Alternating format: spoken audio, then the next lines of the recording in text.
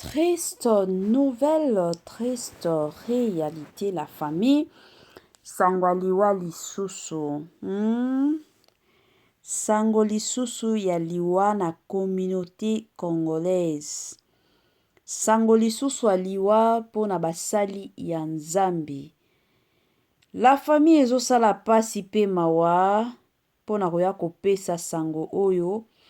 Yango Bible yebisaka toujours biso que non, vanité des vanités, tout est vanité. Vanité des vanités, tout est vanité. Bandeko nanga, nous sommes des pèlerins sur cette terre. Lolendo ya nini. Kivantar ya nini. Komilakisa ya nini. Mabele mokonzi. Lelo konyata mabele. Mais yebaka que non, lobi to après lobi. Mabele pe koya konyata yo. Alors changez bizaleli.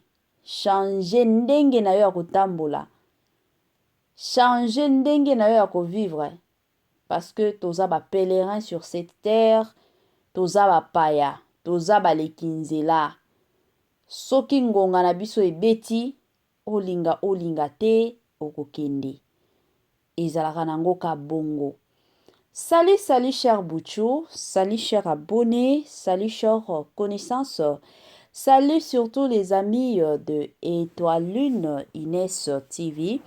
J'espère que vous allez bien. Quant à moi, je suis le bien, super bien par la grâce de Dieu. Cher Bouchou, cher abonnés et chers connaissances, Yalelo toye lisusu na sango moko ya mawa, toye lisusu na sango moko ya kolela, sango moko eosala pasi. Pasi penza makasi, komona lelo, toye lisusu na sango keno touti ko bungisa moko ya ba serviteur ya nzambe. Moko oyo penza asambelaka, bando sambelaka, bando servir nzambe na bandenge na ye.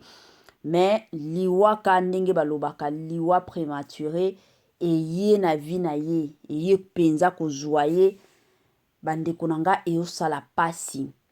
Avant tokota na mozindo ya histoire nyonso ya liwa ndeko na biso ya musala nzambe ya tongo ekozala bien nanu la famille na ya ko sensibiliser batu nyonso tu ba o nyonso bakoti sika na ba o mosusu ya kala parce que za batu mosusu batalaka yo mais bayebaka te ndenge nini na kosabone to bayebaka te ke non ntango na okota na chaîne bongo na otala na sepeli na banalise ya chaîne oyo na sabonaka batu mosusu bayebaka na bango te yango toyaka toujours kosensibiliser bango.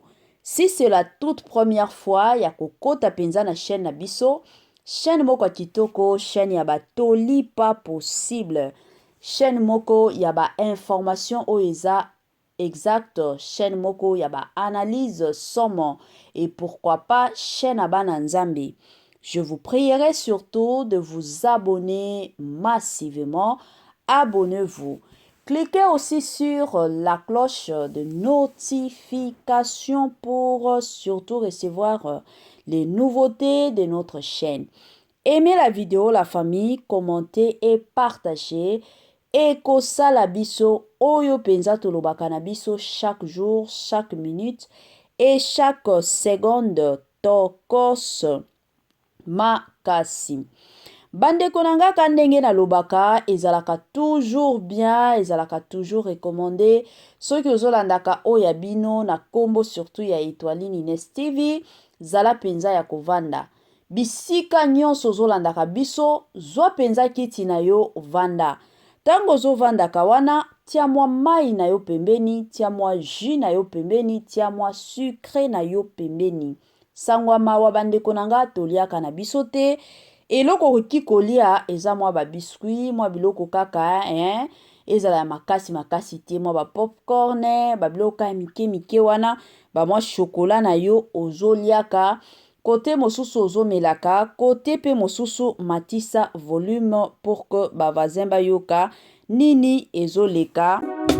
Mama Mae 2024 Gafker to yelibino solution. Pona ba problème ya trompe, fibrome, myome, kyste, règle abondante, Gavker, tozali na solution. Yo oyo okota ménopause ata na 65 ans na Gavker okosimba mwana ebongo oyo etali fertilité masculine bapapa tobosani binote faiblesse sexuelle éjaculation précoce insuffisance des spermes topé agrandissement de pénis posa ya mwasi ekima yo kimobali etelemaka bien te awa yoka yango etelemi ebongo oyo etali loposo vergeture babengi nduta bouton tache acné Gavker baproduit ya solo teint uniforme na 5 jours ya pamba oteli tala ndenge obimi kitoko na feti tozali na gamme complet ya kopakola ya injection ya comprimé na ya suppositoire ozali na problème ya hémorroïde interne to pe externe papa mama kaka na 2 jours ya pamba omoni changement total. Pour la maladie, tension, diabète, AVC, topé, obésité, lobiko et zali, perte de poids, sans oko ta salle de sport. Kisi ya injection, pe comprimé, na Gavker, bikalibela. Olingi okima, suki pe mandefu ya pembe, benga biso na lombango, po awa, tozali na solution moko durable. Ba produit na biso nyonso, ezali 100% naturel, pe et salemi, na ba plante, na ba industrie, ya Angleterre, pe Allemagne. Benga biso na numéro oyo plus 44 74 05 65 35 48. Gavker, solution ya santé na yo.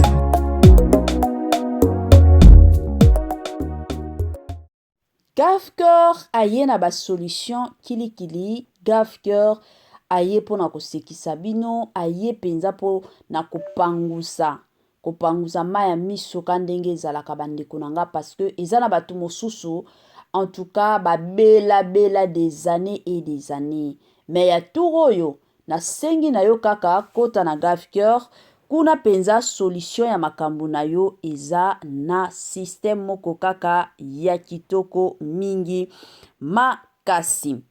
Bandeko nanga tokota sikoyo na mozindo penza ya makambo na biso tokota penza na mozindo kandenge bandeko nanga toloba makambo awa keno musala nzambe auti kotika biso. Histoire eza ndenge nini la famille kandenge toyebi dans la vie mutu na mutu abundaka.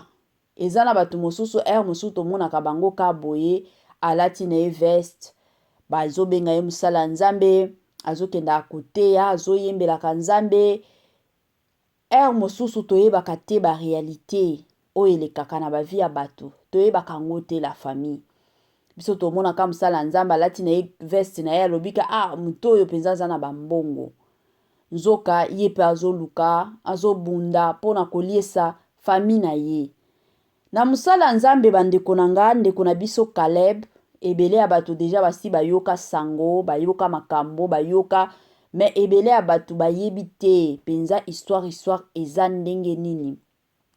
Ndeko na biso na kombo ya Caleb azalaki muyembi bando yebela nzambe epi abandai pe kobeta sente na église abando beta sente na ye bino moko boyebi la plupart surtout ya bato o bayembaka mingi babetaka pe ba sente bato mosusu babetaka nde bakidar ezalaka baka moko rare omona mutu azoyemba akie kobeta drum mais mingi ba o bayembaka ezalaka sente na kidar nde babetaka siko ndeko na biso pe abando beta na ye sente na église kote mosusu pe abande oyemba kote pe mosusu abande osambela siko na koyemba na ye wana babando invité ba place ebele parce que azaki tellement na mongongo kitoko babando invité ye na ba église mosusu azokenda koyemba omona ba église bazana ba marathon boye bazana ba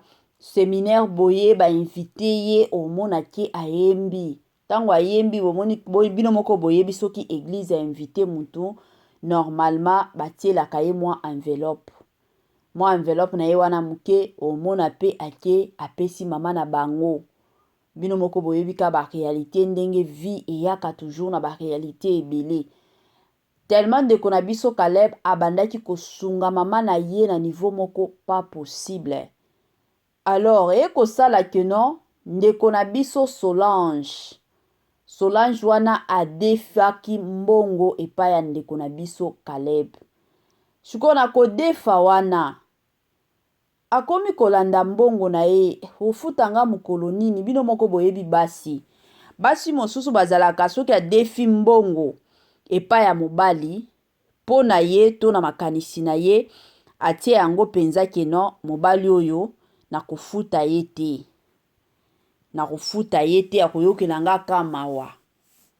akoyokelanga mawa jusqu'à ce que aotikelanga mbongo oyo. Mais eza na batu mosusu mbongo asi atie yango deja projet to mbongo ezalaki na projet mosusu. Kosala keno bakutani na Solange na shop oyo place babomaki ye. La famille kosenga Solange mbongo. Solange répondre ye keno aza na mbongo ya kofuta yo te. Nde alobi te lelo kofutaka mbongo na ngai. Nakoki jamais kotika yo bongo te, lelo kaka kofuta mbongo na nga. C'est ainsi que azwaki téléphone ya fi yango Solange. Tango kaka zwi téléphone mbala moko, Solange a crié kaka keno moyibi. Makambo se passa na Angola la famille. Tango Solange ko crié kaka keno moyibi. Mbala moko bango moko eza na terme na bango o balobaka na ki portugais. Bandeko nanga soki boza awa bolobaka na bino ki portugais, boyebisa biso kaka moyibi na ki portugais ezalaka nini. Yango akriaki Solange wana kriaki. Tango ka kriye keno moyibi, mbala moko batu bazalaki libanda na basi na mibali bakomaki kobeta Caleb. Babeta Caleb bandeko nanga baobeta ye na babrique. Bazobeta ye na banzete. Bandeko nanga babeta ki Caleb na niveau moko pas possible. Tango natalaki video wana nakokaki kutu kosilisa video wana bandeko nangai. Mwana mobali aza kokufa na douleur moko insupportable. Boyebi la famille eza na batu mosusu mutu aokufa na ye na mwa malembe nyonso azobela. Me ya ndeko na biso Caleb ezalaki kokufa moko bandeko na nga la douleur somo la famille. Kutu douleur wana nga moko nalobi ata kutu ennemi na ngai nakoki kolinga ta ennemi na nga akufa na douleur wana te. Bandeko na nga ezalaki douleur façon bazobeta banzete, façon bazobwakela ye babrique. Filo baka ta koloba keno nakosi aza na ye moyibi te. Ye a garde na ye kaka système na ye wana koloba keno Caleb wana azalaki moyibi. Bandeko na nga liwa ya ndeko na biso Caleb esalaki pasi. Caleb aza Congolais, 50% Congolais, 50% Angolais. La famille esalaki pasi. Pasi penza ya makasi la famille. Pasi penza otolobaka pasi. Douleur ya pasi. Liwa ya pasi. Mwana mobala azolela na mawa. Ameki kotelema esimbaki te nde bakontinue kobeta. C'est ainsi que yaki kosala keno bandeko na biso ya bakongolaise basilikaki makasi. Basepelaki te, balamukaki. Tango baye kolamuka, bake place o babomaki ndeko na biso Caleb, bakomi kosala ba prière, bakomi kosala ba déclaration na place wana ezalaki somo. Bazotambola na mai moko asalite, bazotambola na bango kabongo, bazosala ba déclaration, bazopriaka, bazoyemba, bazolela. Bango balobaki penza keno mutu nyonso oyo pe abomaki to abetaki na oyo pe alobaki atiaki maloba ta soki abetaki te matiaki maloba aozala na kimia te. Dans na minute nde tozoloba Solange wana bakangi ye. Papa na ye akufaki pe na ye, papa ya Solange wana. bien que bato mosusu bazoloba non azaka mutu wa quartier na bango te, aza papa ya Solange wana nde akufaki. Papa ya Solange wana akufaki la famille. Dans la minute oyo situation ezokende nango ka mabe, bato batelemi spirituellement, physiquement, bato batelemi balobi situation oyo tokoki kotika yango te, il faut kaka toya kosala mwa quelque chose. Ebele ya bato la famille soki totali bien depuis que janvier ebanda, depuis que janvier ebandaki, soki totali bien, totali ata na ba Facebook eza constant nanga, la plupart ya bato oyo baokufa eza ka ba jeune, et mingi eza ka ba jeune garçon. Et la plupart ya ba jeune garçon wana omonaka ke non azaki prophète, azaki muyembi, o azaki mutu moko boye. Donc soki otaleli bien, landeli histoire, la plupart ya bato depuis janvier ti ndenge tokomi na mars, mingi eza ka ba jeune garçon oyo baokufa. Mutuna na nga eza bandeko na nga bazokufa nini? Rendez-vous à ne pas manquer le 19 mai 2024 au stade de Martyr avec le pasteur Moïse Mbiye. Bienvenue, welcome, karibu kwa wote. L'invitation est cordiale à tout le monde, la famille. Dans mutu nyonso openza azalaka na posa okota na mozindo ya prière. Rendez-vous le 19, la famille, na stade de Martyr avec le pasteur Moïse Mbiye. Jour wana bandeko nanga, adoration sur adoration, louange sur louange. Jour wana batu oyo babelaka, batu oyo bakota ba jeune na ba jeune ba priya ba solution exactement. Jour à le 19, la famille et Kozalande Somo, stade des martyrs. Est-ce que vous êtes prêts? Est-ce que vous êtes prêtes? Wana toromona na kaka le 19 mai na stade de martyrs avec le pasteur, le plus grand pasteur surtout de la République démocratique du Congo na stade de martyrs. Grand merci na balandi nyonso ya Etoile Nines TV. Grand merci na ba o nyonso tu bazwaka tana bango pona kolandaka biso. Grand merci na ba o nyonso bazwaka tana bango pona kosalelaka biso ba partage. Nzambe alola apambola bino, Nzambe alola abatela pe bino na système moko kaka ya tokos. Grand merci na ye moko sponsor na biso officiel, sponsor na biso oyo atikaka biso te. Sponsor na biso oyo azalaka toujours et encore elongo na Etoile Nines TV. Sponsor na biso na kombo ya Jésus-Christ de Nazareth. Bambote nanga na ye moko Linda Bukulu ya balinda. Bambote nanga na ye moko mama Tina Sambia. Bambote nanga na mama Joséphine Musala Nzambe ya Tongo. Bambote nanga penza na ye moko madame Judith Diampovisa. Bambote nanga na tonton héritier Yola, madame Sidonia Siala, ndeko na biso Sango Makoso. Na pesi yo bambote talaka yo. Na pesi bambote nanga na ye moko Grâce Mpoi. Balandi nyonso Etoile Nines TV.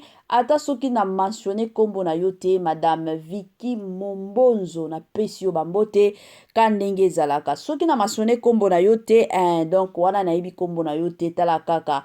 Mingi to mentionnaka ba kombo ya batu o basalaka ba commentaire ya makasi. Chaque émission to mona commentaire kombo na yo ezo se repetaka et salaka keno mosusu tokoya pe kopesa yo bambote na ba émission na biso kaka ndenge ezalaka. Bandeko nanga ka ndenge na tuna ki motuna tosali constat toye kotala toye komona keno la plupart soki tobandi depuis janvier ti ndenge tokoti na mois de mars, la plupart ya batu o bazokufa. Alors bandeko nanga yango toye kotuna ekomi nini o tokomi komona lelo bandeko na biso ba jeune lelo bakomi kokufa kilikili. Bolali bolamuki, jeune moko boye akufi kuna. Bolali bolamuki, jeune moko boye akufi kuna. Ekomi kosala mwa pasi. Yango ezaka motuna selon bino. Selon ba point de vue na bino. Bokomi komona ngo ndenge nini. La famille. Bokomi komona ngo ndenge nini makambo oyo. Eza lisusu normal. To eza nango lisusu normal te. Kan ndenge tosalaka na ba commentaire, ba point de vue na bino, toyebi ke tan tosalaka ba analyse. Mutu na mutu azalaka na ba point de vue na ye. Mutu na mutu azana oyo akanisaka. Mutu na mutu azana oyo penza atiaka na mutu ke non. Ndenge eza boye na ba situation ya boye. Peut-être eza boye, peut-être eza boye. Bosala ngo kana ba commentaire bandeko nanga ekosala biso malamu mingi. Tosepelaka surtout na ba commentaire toyebi ke soki mutu akufi ebele ya bato. Toyaka toujours que non mutu tel, non mutu tel. Mais ba commentaire na bino, ba point de vue na bino ndenge bomonela makambo. Toyebi ke bato o basalaka ba commentaire eza na bato mosusu baza basali ya Nzambe. Eza na bato mosusu bayebi penza makambo ya Nzambe na mozindo ka ndenge ezalaka.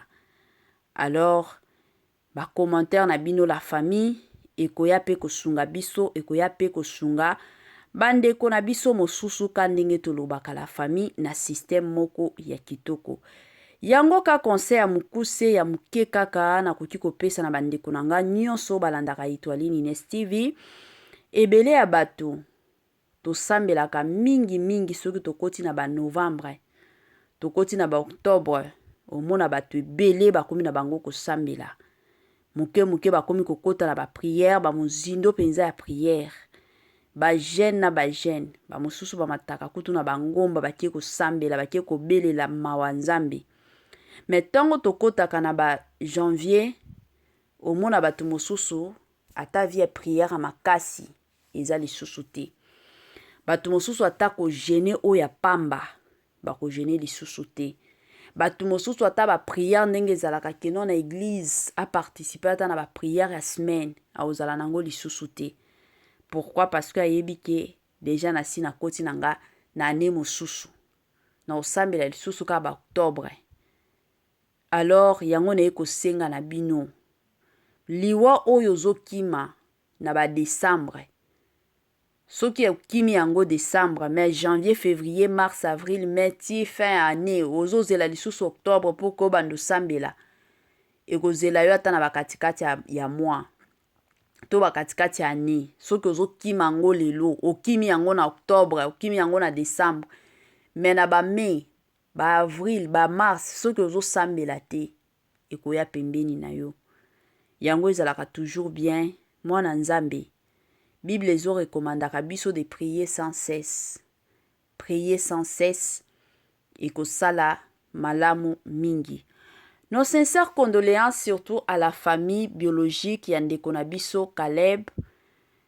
Bisika nyonso baza toyebi ke ba mosusu baza na Angola, ba mosusu baza na Congo. Toye ko présenter vraiment ba condoléances na biso. Place nyonso bokolanda Etoile Ines TV. To présenter pe ba condoléances na biso na corps du Christ. Ba chrétien nyonso de partout bolandaka biso. Toye ko présenter ba sincères condoléances. Prière na biso ezaka kino Nzambe alola a consoler moko na ndenge moko ya kitoko. Bandeko nanga tokomi na biso na suka ya mo partage na biso ya lelo. Kande tolobaka biloko ya kitoko eumelaka nango te. Donc suka penza na biso yango wana toye koyebisa bino kaka bye. Tokomona na lisusu na ba émission na biso mosusu na système moko kaka ya Tokos Makasi. Bye bye et à la prochaine.